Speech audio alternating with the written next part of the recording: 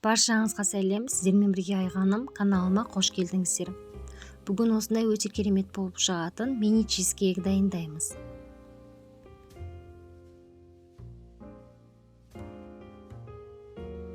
Керек заттар тізімін төменге описанияға қалдырамын.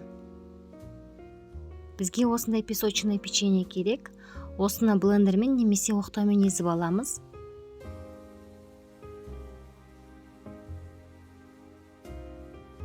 Сосын үстіне бір ас қасық қант қосамыз да ерітілген сары майды құямыз. Барлығын жақсылап араластырып аламыз.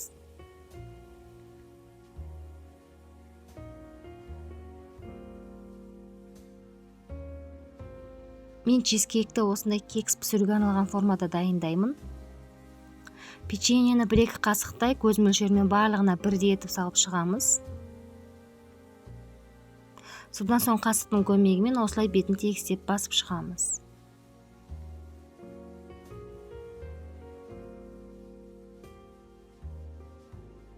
Енді салмасын дайындаймыз. Салмасын дайындауға керек заттар тізімін төменге описанияға қалдырамын. Таза құрғақ ыдысқа сүзбелі ірімшікті саламыз да миксермен жақсылап араластырамыз.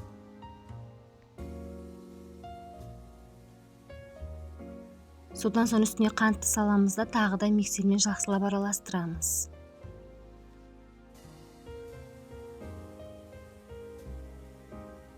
Жақсылап араластырып болғаннан кейін үстіне 20% қаймақты саламыз.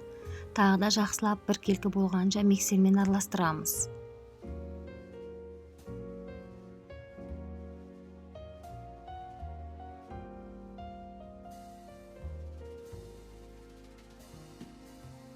Үстіне 2 жұмыртқаны саламыз да миксермен жақсылап араластырамыз. Біздің салмамыз бір келкі болып шығу керек.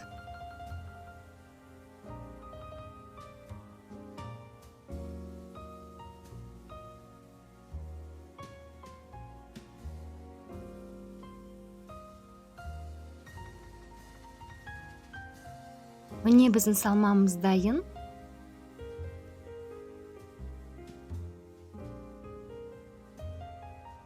Енді печеньенің үстіне 2-3 қасықтай салып шығамыз.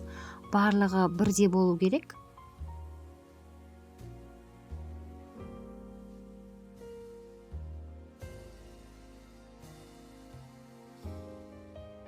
Пешті алдын ала 180 градусқа қыздырып қоямыз да 15-18 минуттай пісіріп аламыз.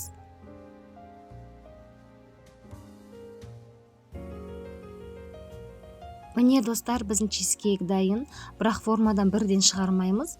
15 минуттай суытып аламыз да кейінірек холодильникке 2-3 сағатқа немесе бір түнге салып қоямыз.